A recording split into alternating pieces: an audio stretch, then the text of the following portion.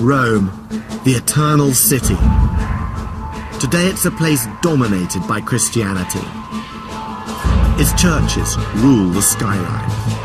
Its faithful pack the streets. Every year, thousands upon thousands of pilgrims from across the world flock here to worship in the place that is truly the beating heart of the Catholic faith. For many, Rome's status as a holy city begins with Christianity. But in fact, its origin as a sacred site owes everything to its pre-Christian past. It was exotic pagan deities who were first credited with transforming a hillside village to the capital of the most powerful empire the world has ever known. These were the gods of thunder, love, war, and wisdom, who dominated the city for 1,000 years and held its fortune in their hands.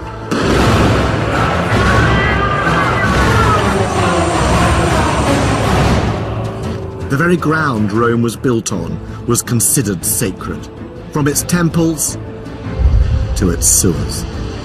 You smell putrefaction, sweetness of waste, and it also stinks of history. It's a secret world lost in time. This is a city I've always been drawn to. And in this series I'm going to be discovering just how it gained its tradition of holiness. I've come with the questions of both historian and tourist to examine the fabric of a place where power and religion go hand in hand. Rome has always been inspired and shaped by its passionate sense of sacred mission. Popes and emperors, kings and consuls have all believed they served a higher purpose, to fulfill the will of the divine.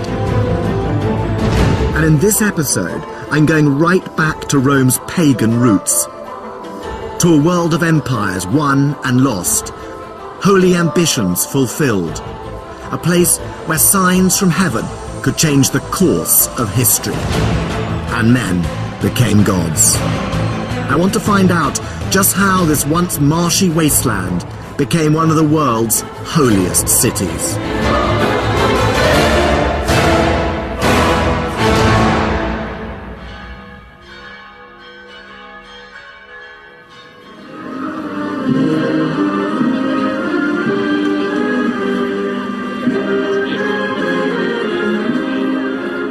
Every July, Rome celebrates one of its favourite festivals. It's a Catholic celebration in which a statue of the Virgin Mary gets a tour of Rome along the River Tiber. And she's off.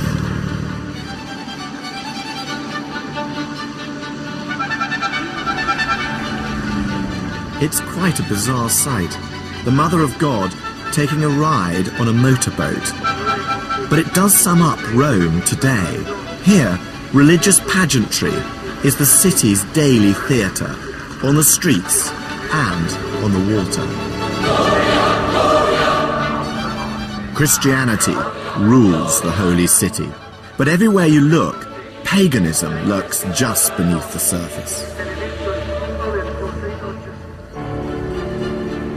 Images of Mary on street corners were once pagan shrines devoted to the household gods. Ancient temples have been absorbed into the fabric of Christian churches. And the Pope has a pagan precedent. The ancient Romans had their own high priest, the Pontifex Maximus. Even this procession has echoes of the pagan world.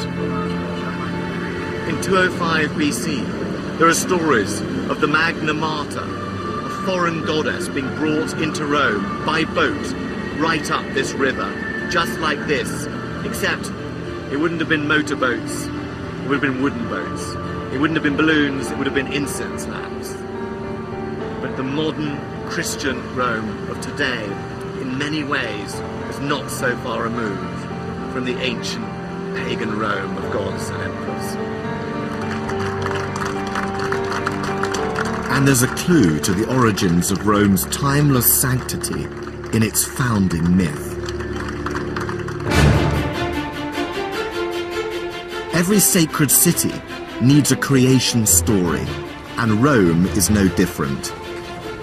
It's a tale that defined the ancient Romans. And as a tourist, it's a legend you still can't escape. There are glimpses of it just about everywhere. Ciao.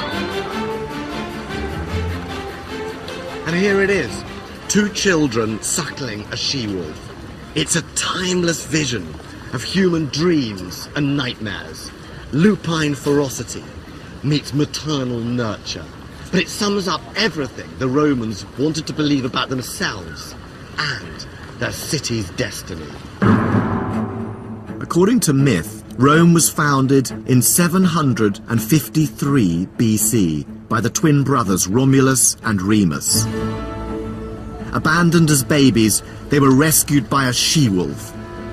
And once adults, they decided to found a city. But it wasn't that simple. Being brothers, they soon fell out over where to build it. Romulus wanted to build it on the Palatine Hill. Remus wanted to build it on the neighbouring Aventine Hill. And to make the right decision, they decided to consult the gods. Signs from heaven were sent to each brother in the form of vultures. Remus saw them first, 6 birds over the Aventine. But Romulus saw more, 12. Each brother claimed the gods favoured him. It was a rivalry with fatal consequences.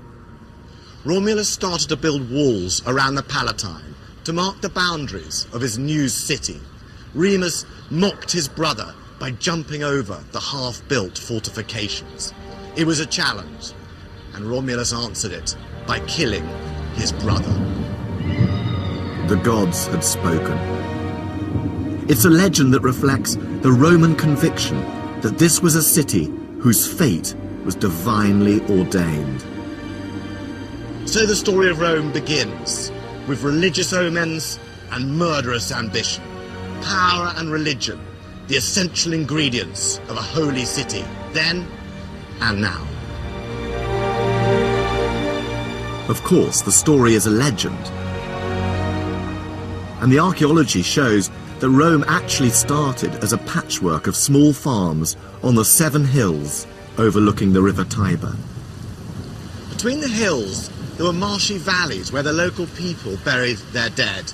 And sometime in the 8th century BC, 2 villages that stood on the hills, the Palatine and the Quirinal, merged into one settlement.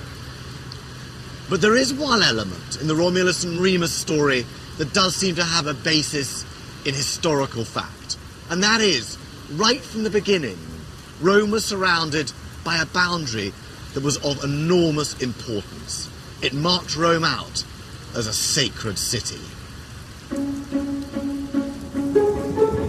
This boundary was known as the Pomerium, and Romans thought it originally followed the line ploughed by Romulus around the city.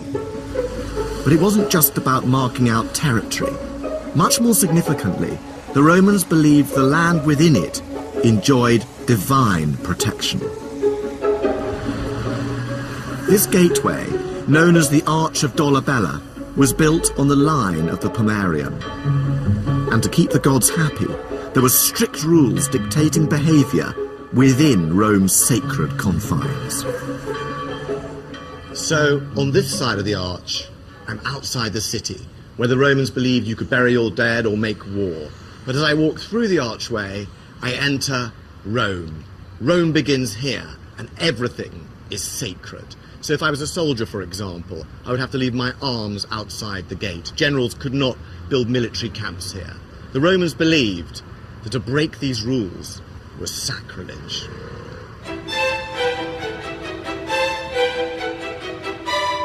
And this idea of what is and isn't sacred space has influenced the way the entire city has been laid out. It's why one of the main thoroughfares into Rome, the Appian Way, is lined with tombs. but only up to a certain point. They stop the moment you enter the city itself. It's also why the tombs of the early Christians, the catacombs, are on the outskirts and not in the centre. But the sacred space in Rome wasn't just what you saw around you, it also extended beneath your feet, right underground. Deep below Rome is one of its most secret and holy sites. It's a network of sewers, but they weren't just to wash away the effluence of the Romans. Like everything else in the city, they also had a sacred purpose. They were said to be the brainchild of one of Rome's earliest rulers, Tarquinius Priscus, 5th monarch of the city, and one of a line of kings who ruled here. The entrance to the sewers is in the Forum of Nerva, and it's here I met up with Mark Bradley, for whom they are a personal passion. Truly an elegant look for the Dolce Vita. The sewers are still in use today, so precautions have to be taken. How do I look? I think we're ready to face the effluvia of the ancients. But I quickly realized that penetrating these fecal caverns wasn't going to be easy. No way. I don't think I can go down there. I hate to tell you this. I'm serious. I don't think nobody's ever fallen down it. Don't like the look of it. Half an hour later, after a very 21st century panic attack that would have shamed the noble Romans, I managed to face this terrifying abyss. And as I descended into this twilight canyon of filth, I could smell it before I could see it. Oh my God. What is that? This is absolutely extraordinary down here. Yes, I mean, these are terribly, terribly important. This is the Cloaca Maxima, the Great Sewer, which is the oldest surviving intact monument in Rome. Forget all the temples, forget all the palaces. This is the real start of Rome. And one of the main functions of these sewers originally was to drain the Forum that was being periodically flooded by the Tiber. It's massive. You can sail a boat through here, and the Romans boasted about sailing boats through here. Come on, let's explore.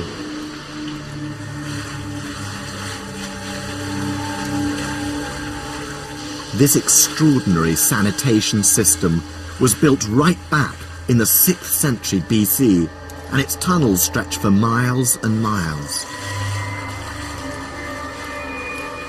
For 2,500 years, right up until the 19th century, this was the only sewer system serving the whole of Rome. And the ancient Romans believed it purified the city, both practically and symbolically.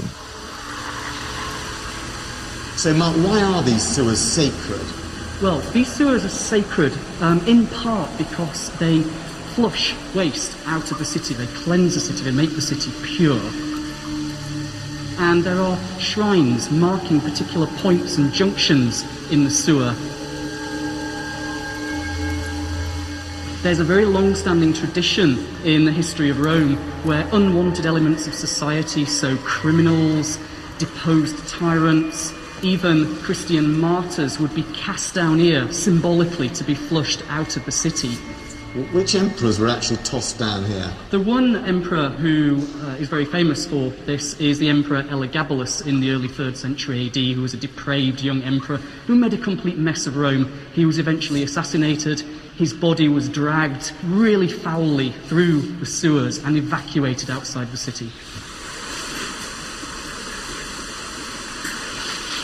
That's all that's left of one of the last people to be here. The Romans believed this purging of the city was key to its very survival. If Rome was pure, the gods would be happy, and the city's fortunes would be secure. I actually didn't think I'd be able to get down here, but I'm so pleased I did. I love it. The stones themselves speak, perhaps I should say stink, of history. however disgusting it is down here, and it really is disgusting. The walls, the liquid, the stink is appalling. It's sweet and it's horror. And yet I have to tell you, there is a real grandeur down here, and it is the sacred grandeur of ancient Rome.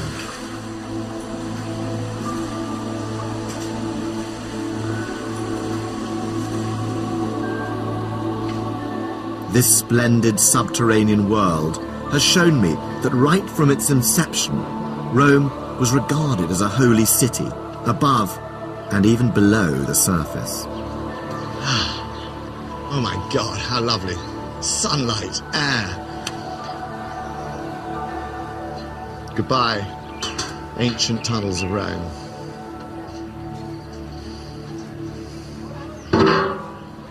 The sewers are one of Rome's best-kept secrets.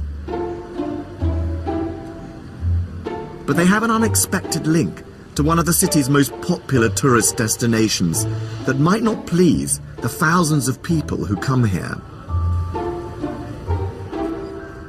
The famous Bocca della Verità, the mouth of truth, has been linked since the Middle Ages to a tradition that if an unfaithful lover put his or her hand in the mouth, it would be bitten off. In Roman times, it wasn't a good idea to put your hand in that hole, whether you were faithful or not. This is, in fact, a monumental sewer cover, decorated with the face of Oceanus, god of the oceans. The risk was not so much from infidelity as from infection.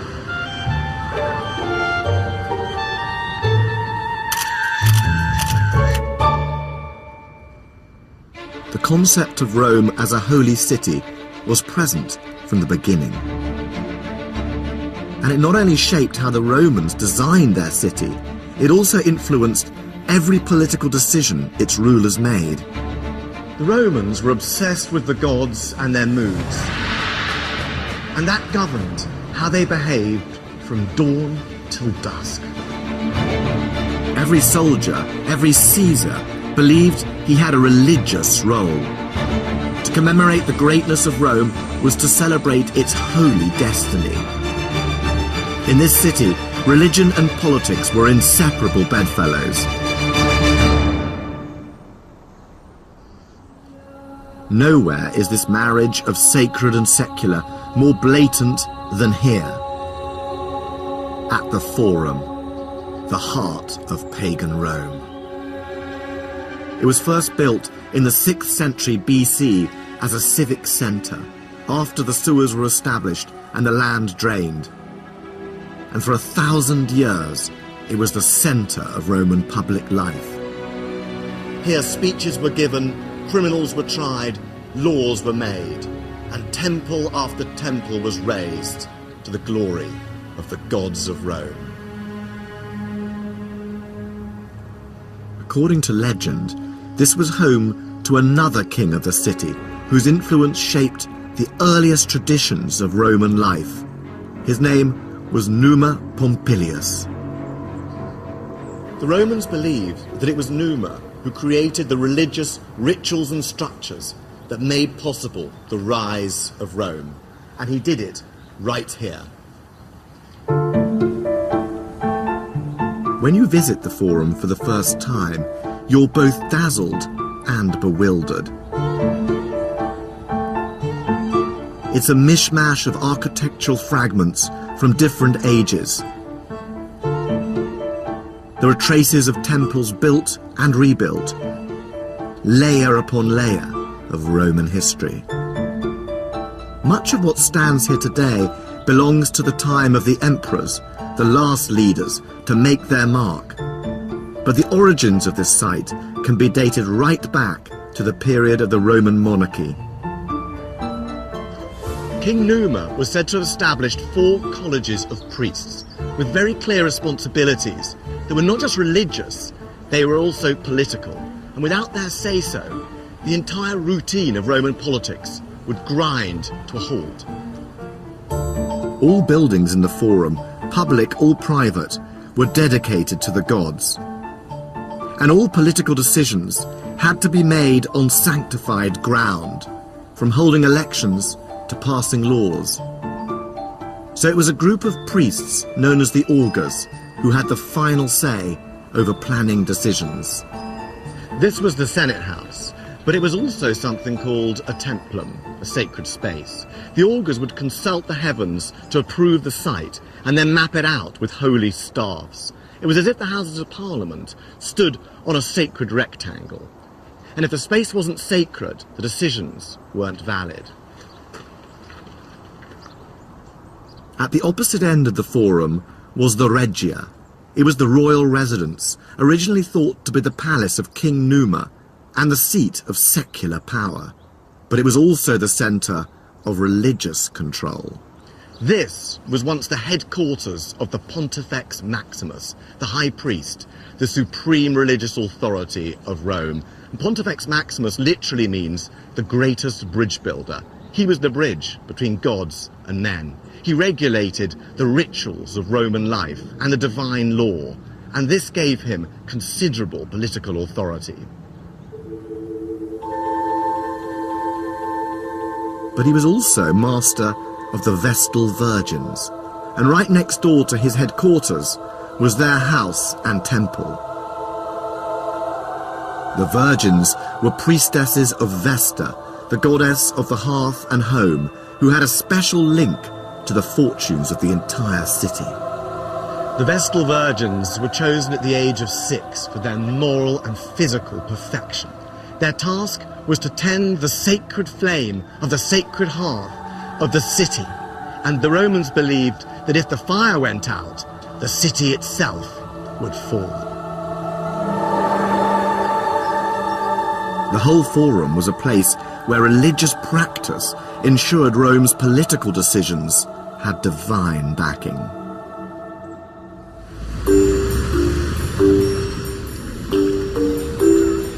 I've always been fascinated by the macabre rituals that really decided the destiny of Rome.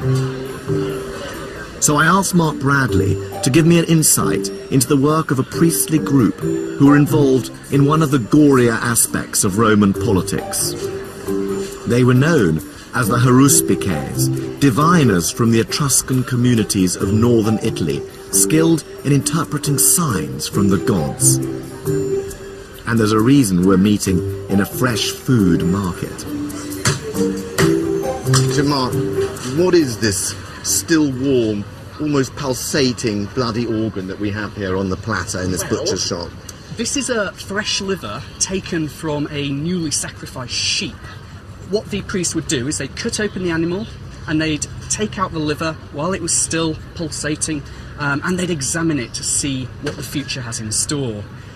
So the first thing we need to do is orientate it correctly. What the Haruspices did is they used a model of the liver to guide them, to remind them, to prompt them about how to read it. So what we have here is a bronze model of a liver from about 100 BC. And this is called the Piacenza liver. And on this you can see the gallbladder, the caudal lobe, and the liver was divided into 16 sections, and these 16 sections corresponded to the 16 regions of heaven. And each region was governed over by a particular god. So what we'll do is have a look at this liver and see what it tells us. So this area here, around where the gallbladder was, is an area governed by war gods. And if you find a discoloration, a tumour, a blood clot, a bile pool or something like that in this area, that might mean that the war gods are not happy. This might not be a good time to go to war. Another area that's very interesting is all of this area, which is associated with the Etruscan god Tin, who is the equivalent of Jupiter in Roman cult. If he's not happy, you need to make a sacrifice to him, or you need to build a temple to him or something like that. Okay, so if I'm an emperor, my legions are massed, and I now want to invade Germany today and destroy the German tribes, can I march today? Can you read the organ? Well, this liver is remarkably clean. This is absolutely unblemished as far as I can see. This is a good time to do pretty much anything. I'm happy. Call in the centurions, we march today. Absolutely. If religion was an essential part of a politician's life, For your ordinary Roman, there was barely a beat in the day that wasn't overseen by a god. Buongiorno. For the average Roman farmer, it wasn't just about sowing, ploughing and reaping.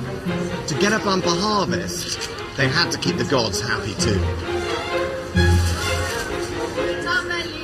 In April, there was the festival of Cerealia, dedicated to the goddess of grain, which involved heading out to the Circus Maximus in the evening to watch foxes with torches tied to their tails. This apparently protected the crops from vermin. And then there was the festival to the god Rubigus, who governed mildew. To avoid an outbreak, farmers had to sacrifice a dog.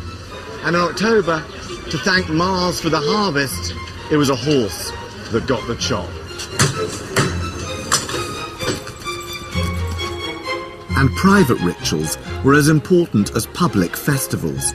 Families prayed daily to the household gods, the Lares, whose statues they kept at home in special niches. And they gathered for ceremonies in the fields to offer sacrifices, ensuring the crops would ripen. In fact, the Roman farmer had so many religious obligations, it's a wonder he had any time to tend his crops.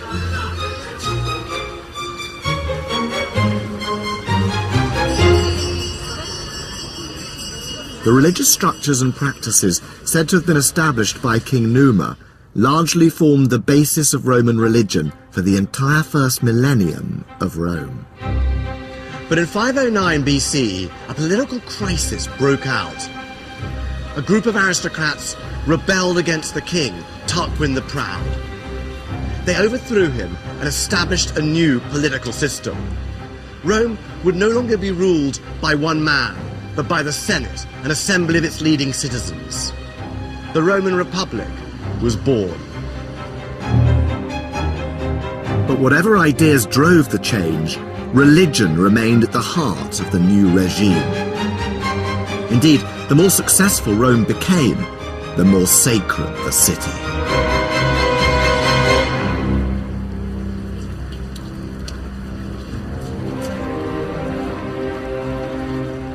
The dawn of the Republic was marked by an event that would have seen the whole of Rome celebrating on the streets.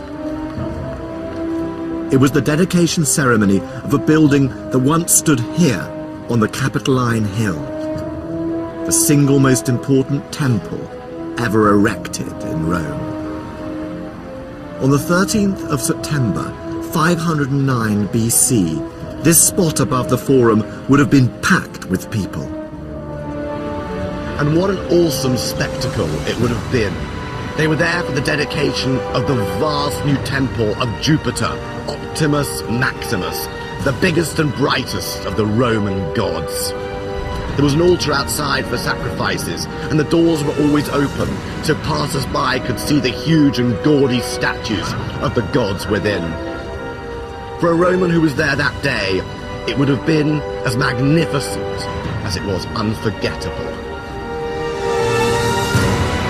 The entire ceremony was designed to remind the Roman people that the god Jupiter was the source of Roman glory.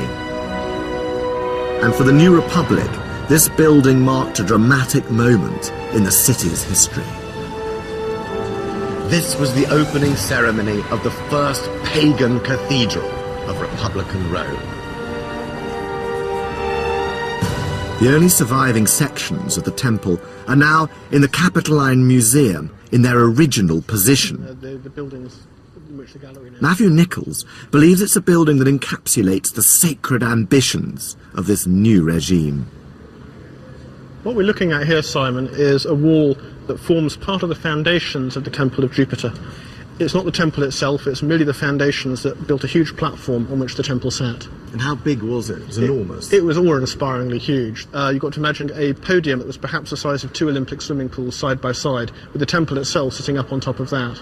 So this dominated central Rome, this dominated the Forum. It looked down on the Forum, it looked out across the hills and valleys of Rome, it could be seen from a long way away, and it was a magnificent sight. Who built it, and what was its political significance? Its significance is really what it tells us about the ambitions of the Roman state. It was linked right from the start to conquest and the divine mission of conquest the Romans felt they had.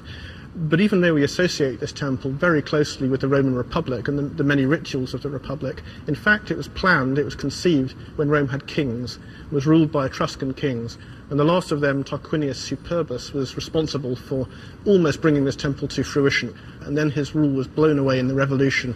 So why did the Republic adopt this very royal enterprise?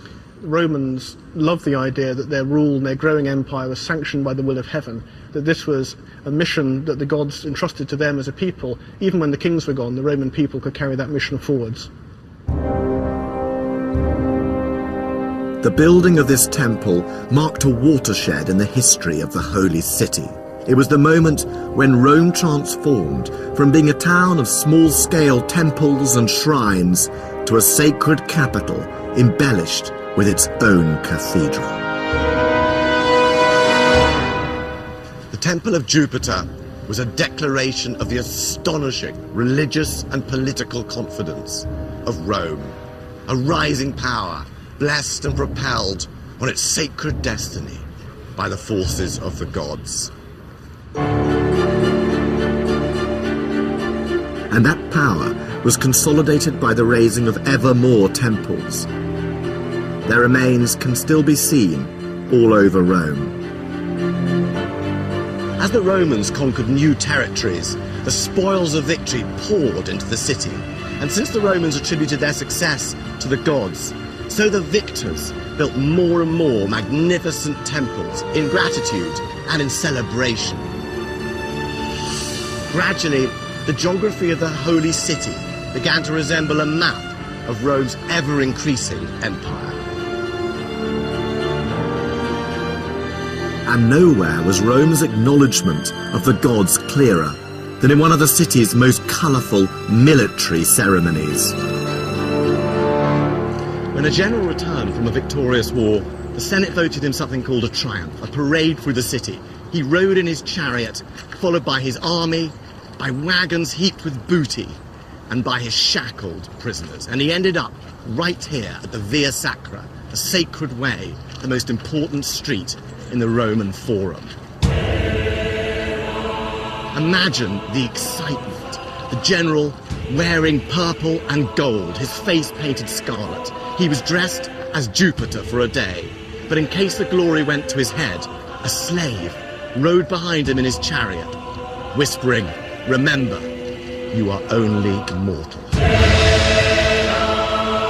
His procession ended, of course, at the Capitol and the Temple of Jupiter, where he laid laurels at the feet of the giant statue of the god. At that moment, there'd be no doubt in any Roman's mind that the gods were responsible for the city's fortunes.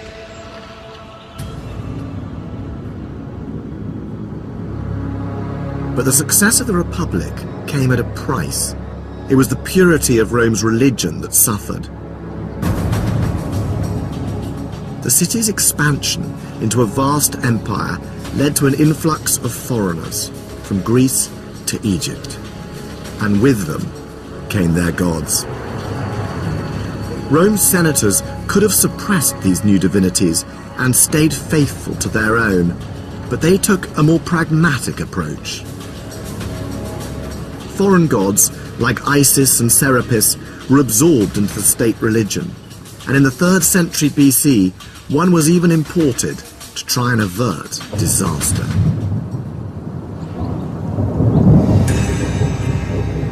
In 205 BC, Rome faced one of its gravest crises. For almost a century, the city was engaged in a power struggle for control of the Mediterranean. Its enemy was Carthage, led by the brilliant commander Hannibal. And it was a threat that led to the introduction of one of the most flamboyant and exotic new goddesses to the city, just in the nick of time.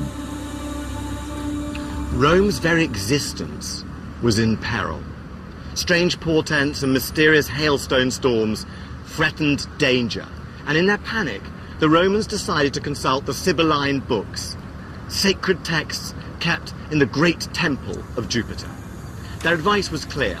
In order to avoid defeat by Hannibal and the Carthaginians, the Romans must import a foreign goddess from Asia Minor.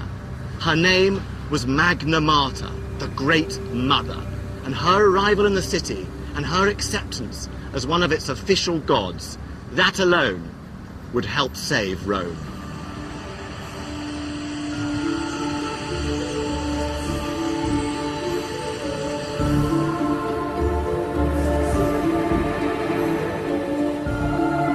The Roman historian Livy wrote a vivid description of her arrival in the city. The goddess was shipped up the Tiber, accompanied by her cult officials, known as the Galli, self-castrated eunuch priests. And when she arrived at the river's bank, she was borne through the city, passed from hand to hand.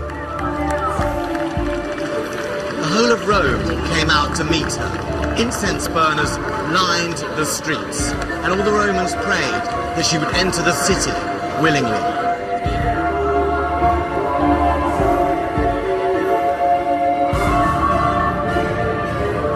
It seems Rome hasn't changed as much as you might think.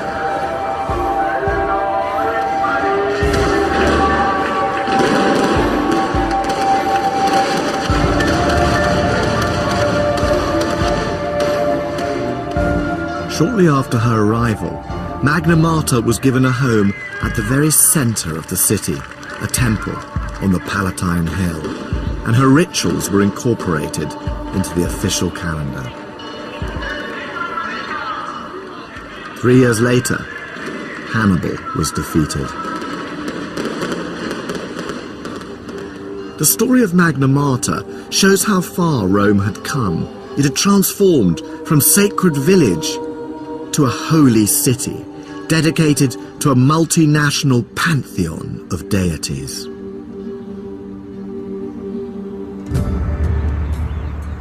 But in the 1st century BC, 700 years after its foundation, the whole city was to become a shrine not just to the gods, but to a man, and one man in particular. It was an innovation that had its roots in the rule of one of Rome's most outstanding leaders, Julius Caesar. Caesar's rise to power came at a time when violence, cynicism, and corruption had taken hold of the holy city.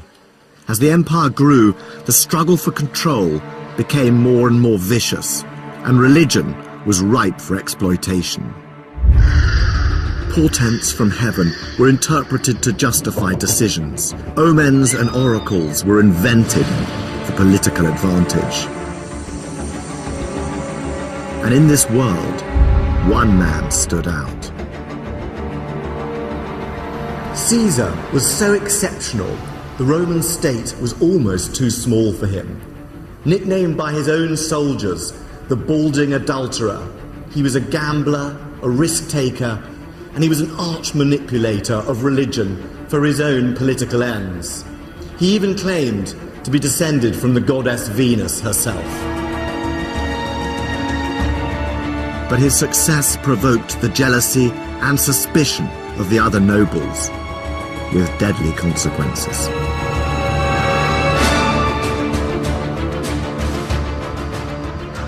This little-known square is the closest you can get to the spot where Caesar was murdered. In the 1st century BC, these ruins were temples.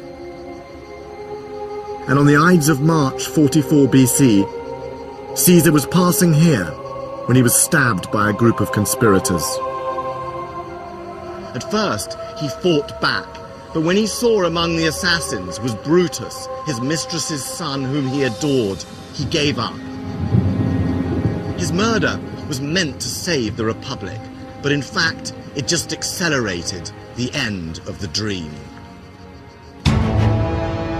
With Caesar's successors, Rome would no longer be ruled by the Senate as a republic, but by a single ruler as an autocracy. And with this new political order came an innovation in Roman religion, which would once again have a huge physical impact on the holy city and on the daily lives of the ordinary people who lived here. The emperor wouldn't just be the most powerful political leader in the Western world. He was about to become the son of a god.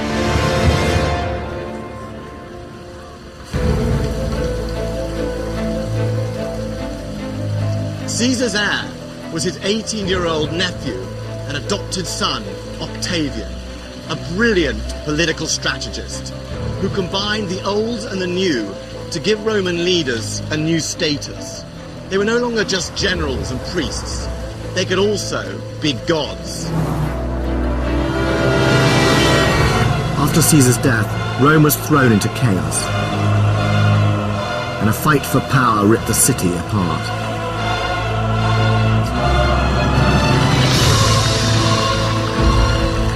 Octavian found himself in a bitter struggle to rule the empire against Caesar's right-hand man, Mark Antony. Mark Antony allied himself with the irresistibly vampish and hugely ambitious Queen of Egypt, Cleopatra. Together, they embraced an Eastern version of power and religion. But Octavian cleverly used this to turn the Romans against them.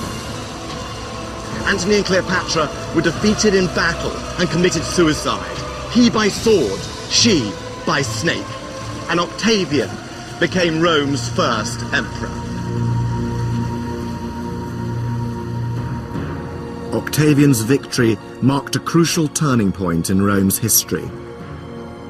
Under his regime, it became the most magnificent and sacred capital of the Western world. Romans began to call it the Eternal City. And Octavian had similarly grand ideas about his own status. When Octavian became emperor, he adopted a new name for his new role, Augustus Caesar. Augustus means consecrated by the augurs. It was a name that evoked the favor of the gods and the auspices that marked the founding of Rome.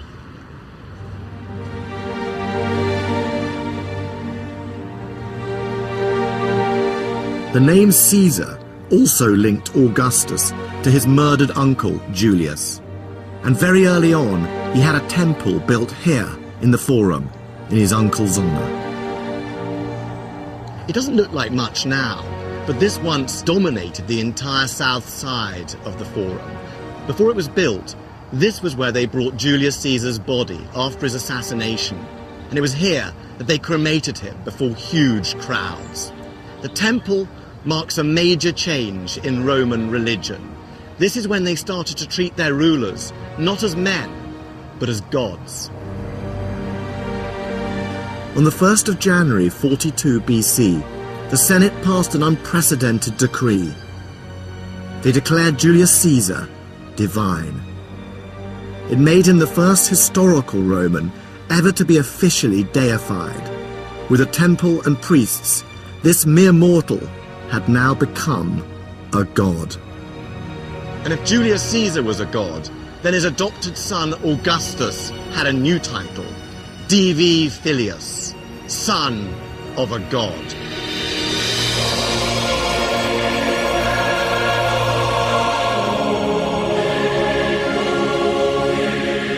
But Augustus's desire for divinity wasn't satisfied by a title alone.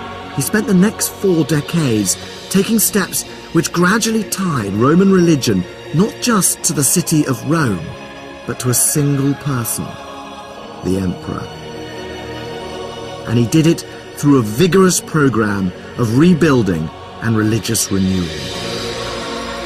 He reinstated ancient religious festivals, rebuilt crumbling temples, filled vacant priesthoods. He claimed he was restoring Rome's ancient past to please the gods.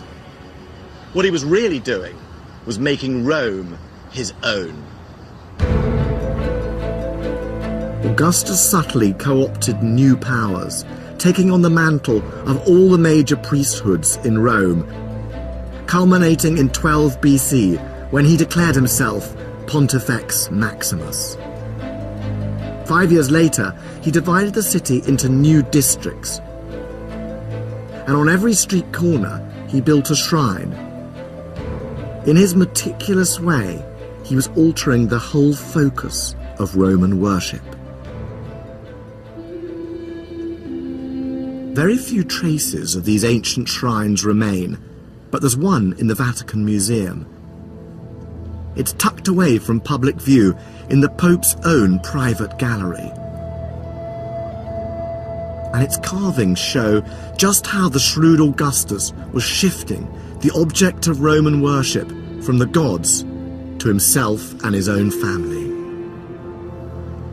Questo è un altare dove probabilmente venivano fatti i sacrifici a una divinità. Questo è un altare molto importante perché nella sua non grandi dimensioni ha 4 scene di tipo propagandistico riguardo ovviamente Augusto e la sua genealogia. So what are the images on it? Questa è una scena di sacrificio dove Augusto è nella veste di sacerdote sacrificale. Il sacrificio era importante in antica Roma perché era ciò che connetteva l'uomo alla divinità. Per cui in questo caso Augusto è il tramite tra il popolo romano e le divinità.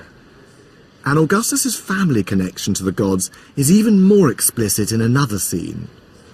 Questa immagine in particolar modo rappresenta Cesare. Questo altare in particolare ci ricorda che Cesare è diventato una divinità, è quello qui che con il suo carro, sulla sua quadriga, vola verso il cielo.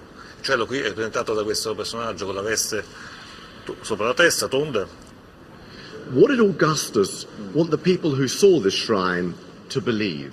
Questo è un monumento che riesce in qualche modo a focalizzare l'attenzione di chi lo guarda nei confronti di Augusto e della sua famiglia. Augusto, più di altri, meglio di altri, ha usato la religione per spiegare, diciamo così, al popolo il suo potere. E questo passaggio dallo stato terreno allo stato divino. Questo serve perché la gente, il popolo comune, dia ad Augusto una sorta di velata divinità. By putting images of his deified ancestors on shrines all over Rome and encouraging sacrifices to them, Augustus was making a bold statement. Augustus was inviting all ordinary Romans to take part in the creation of a new imperial mythology. The city of Rome was being indelibly stamped with the divine claims of one family, one ruler. And Augustus set the tone for the emperors who came after him. During his life, he was the sole religious authority in Rome. And on his death, by vote of the Senate, he too was declared a god.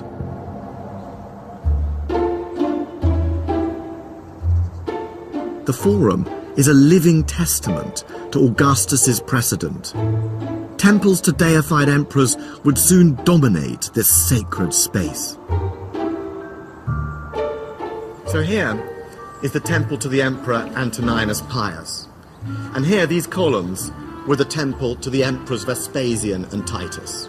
Now, Vespasian, who was a bluff soldier, kept a sense of humour about divinity.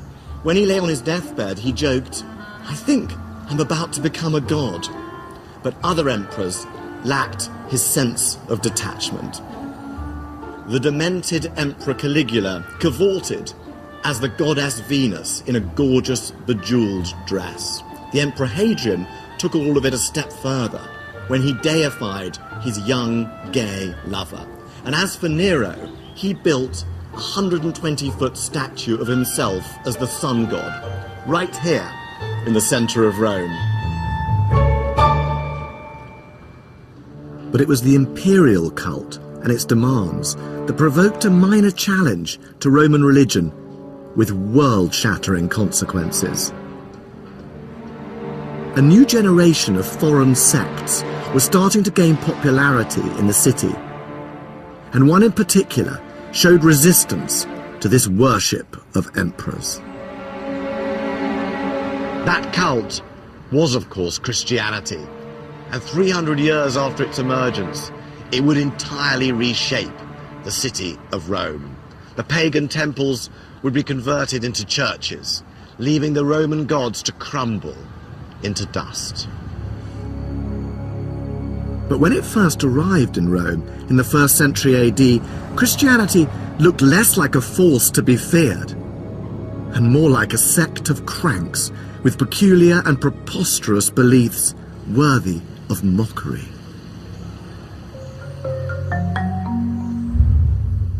And there's a glimpse of just how unthreatening the pagan Romans initially thought the Christians were in a rare piece of ancient graffiti uncovered by archaeologists in the 19th century. So here it is. It's very small and it's very hard to see, but I find it absolutely fascinating. What we have here is a human figure being crucified on the cross. What's bizarre about it is that the person being crucified has the head of a donkey. There's a figure apparently worshipping beside the cross, hand raised, possibly a soldier. And underneath it says, Alex Amenos worships his God. Now what's remarkable about this is it's the first ever representation of the crucifixion in history. What's interesting is that it's clearly not by a Christian at all, but by a pagan Roman. The graffiti dates from between the 1st and 3rd centuries AD, and at that time, the symbol of the cross wasn't something the Christians were proud of. Crucifixion was a shameful death, the method of execution for the lowest criminals, like showing someone today with a noose round their neck. And in the earliest Christian art, the cross doesn't appear at all. So this pagan graffiti artist is deliberately mocking and insulting Christian worshippers. To show Jesus with a donkey's head is the cruelest cut of all. And donkey worship wasn't the only tittle-tattle circulating about the Christians. They were also rumoured to practice magic, indulge in ritual cannibalism, and even incest. It was all good gossip for the Roman on the street. But within 200 years, rumour had turned to concern, as Rome's elite realised this new sect was persistent and potentially dangerous. The Christians were well organised. They recruited thousands of new followers. But worst of all, they refused to take part in the Roman state religion, claiming that they worshipped only one god. They were beginning to look less like a bunch of harmless and superstitious eccentrics, and more like a movement of defiant subversives who could no longer be controlled. The Roman elite had in the past tolerated foreign gods, but they were always clear that whatever people's private beliefs, public loyalty to Roman religion came first. After all, the fortunes of the city were at the mercy of the pagan gods. Snub them, and the consequences could be catastrophic. So if a group like the Christians failed to pay due respect, how would the gods react? The fate of the city and its empire hung in the balance. And in the 3rd century, it seemed as if their fears were justified. The Roman Empire was beset by invasion, civil war, and economic depression. It was on the verge of collapse, until the reign of a new emperor, Diocletian. He was a superb general who restored order by conquest, reform, and restoration of the old gods. But one sect resisted. And when Diocletian's palace burnt down and the army's sacrificial portents looked bleak, the Christians were blamed for failing to honour the Roman gods. Diocletian decided to solve the problem by force. In 304 AD, he ordered every citizen of the empire to sacrifice publicly to the Roman gods.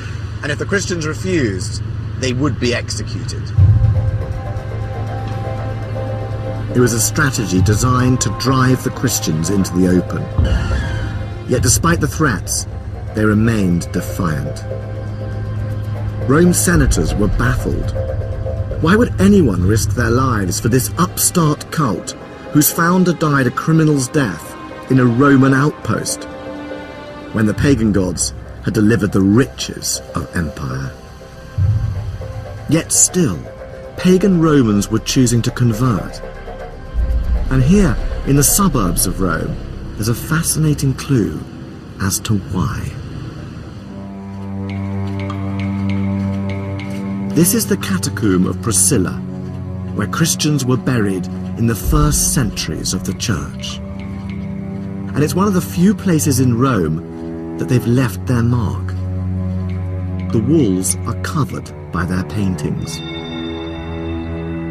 And there's one that gives an insight into just why pagan Romans were choosing to face execution for this new Christian god. So here it is. This is a biblical scene from the Old Testament book of Daniel. And it tells the story of these three Jewish characters who were in exile in Babylon from Israel. They refused to pray to the image of the king of Babylon, Nebuchadnezzar. And as a result, they were sentenced, as you can see, to die horribly in this fiery furnace. Parallels for Christians facing persecution in Rome were clear. But there's a twist to the biblical story which gives this image another dimension. What's surprising about this is that if you look closely, these characters are praying, but they're not burning. The book of Daniel says that they were able to walk unscathed among the flames and emerge entirely unharmed. Their God had saved them. But for Christians, this had another layer of meaning. The Christian God would not only save Christians from persecution, he would also save them from death itself. Christianity offered eternal life. And this belief in eternity had huge appeal in this pagan city. For your average Roman, life expectancy was only 29, and daily life was hard. For the poor, the slaves, the pagan Romans at the bottom of the pile, this Christian idea of a new life after death offered hope amidst the grind of unrelenting poverty. The Roman gods may help you conquer an empire, but they didn't offer immortality. It was a masterstroke. Rome's leaders might be worshipping its pantheon of pagan gods, but some of its people were starting to look elsewhere.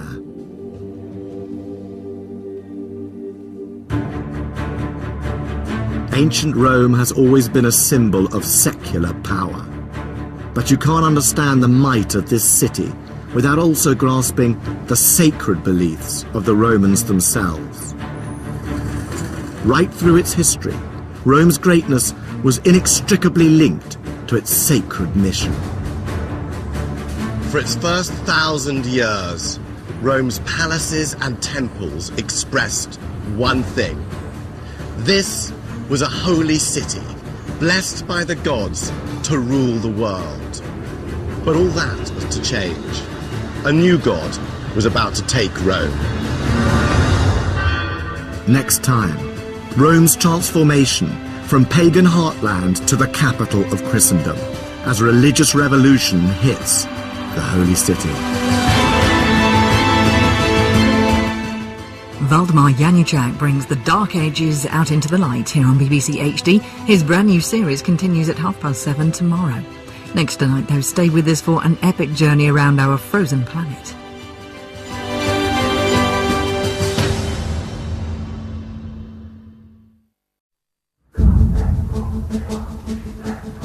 Rome, the eternal city. Today it's a place dominated by Christianity. Its churches rule the skyline. its faithful pack the streets. Every year, thousands upon thousands of pilgrims from across the world flock here to worship in the place that is truly the beating heart of the Catholic faith. For many, Rome's status as a holy city begins with Christianity. But in fact, its origin as a sacred site owes everything to its pre-Christian past. It was exotic pagan deities who were first credited with transforming a hillside village to the capital of the most powerful empire the world has ever known. These were the gods of thunder, love, war, and wisdom, who dominated the city for 1,000 years and held its fortune in their hands.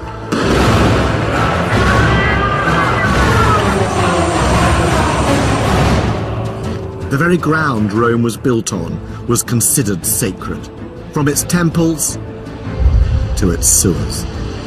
You smell putrefaction, the sweetness of waste, but it also stinks of history. It's a secret world lost in time. This is a city I've always been drawn to. And in this series I'm going to be discovering just how it gained its It's quite a bizarre sight. The Mother of God taking a ride on a motorboat. But it does sum up Rome today. Here, religious pageantry is the city's daily theatre, on the streets and on the water. Christianity rules the holy city, but everywhere you look, paganism lurks just beneath the surface. Images of Mary on street corners were once pagan shrines devoted to the household gods. Ancient temples have been absorbed into the fabric of Christian churches. And the Pope has a pagan precedent. The ancient Romans had their own high priest, the Pontifex Maximus. Even this procession has echoes of the pagan world. In 205 BC, there are stories of the Magna Mater, a foreign goddess being brought into Rome by boat right up this river, just like this, except it wouldn't have been motorboats, it would have been wooden boats. It wouldn't have been balloons, it would have been incense lamps. But the modern Christian Rome of today, in many ways, is not so far removed from the ancient pagan Rome of gods and emperors. And there's a clue to the origins of Rome's timeless tradition of holiness. I've come with the questions of both historian and tourist to examine the fabric of a place where power and religion go hand in hand. Rome has always been inspired and shaped by its passionate sense of sacred mission.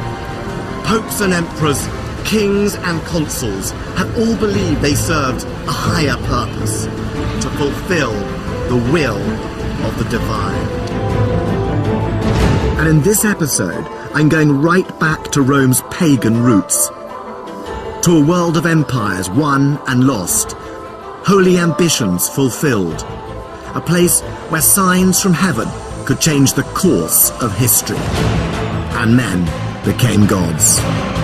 I want to find out just how this once marshy wasteland became one of the world's holiest cities.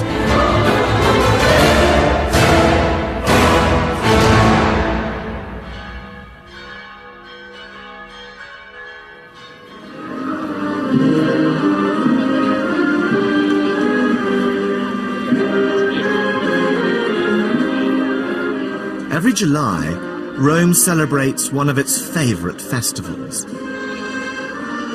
It's a Catholic celebration in which a statue of the Virgin Mary gets a tour of Rome along the River Tiber.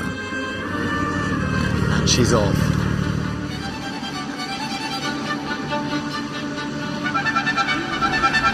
Sanctity in its founding myth.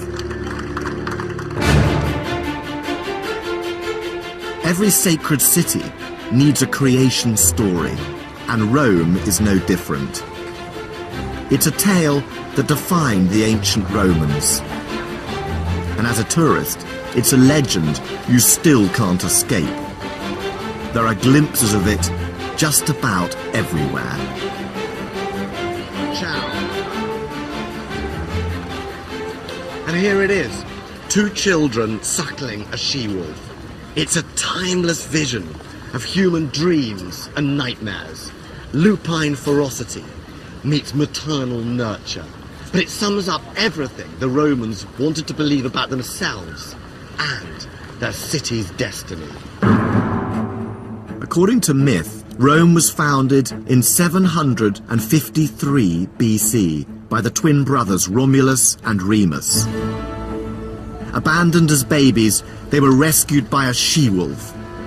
And once adults, they decided to found a city. But it wasn't that simple. Being brothers, they soon fell out over where to build it. Romulus wanted to build it on the Palatine Hill. Remus wanted to build it on the neighbouring Aventine Hill. And to make the right decision, they decided to consult the gods. Signs from heaven were sent to each brother in the form of vultures. Remus saw them first, 6 birds over the Aventine. But Romulus saw more, 12. Each brother claimed the gods favoured him. It was a rivalry with fatal consequences. Romulus started to build walls around the Palatine to mark the boundaries of his new city. Remus mocked his brother by jumping over the half-built fortifications. It was a challenge, and Romulus answered it by killing his brother. The gods had spoken. It's a legend that reflects the Roman conviction that this was a city whose fate was divinely ordained. So the story of Rome begins with religious omens and murderous ambition. Power and religion, the essential ingredients of a holy city, then and now. Of course, the story is a legend. And the archaeology shows that Rome actually started as a patchwork of small farms on the 7 hills overlooking the River Tiber. Between the hills, there were marshy valleys where the local people buried their dead. And sometime in the 8th century BC, 2 villages that stood on the hills, the Palatine and the Quirinal, merged into one settlement. But there is one element in the Romulus and Remus story that does seem to have a basis in historical fact.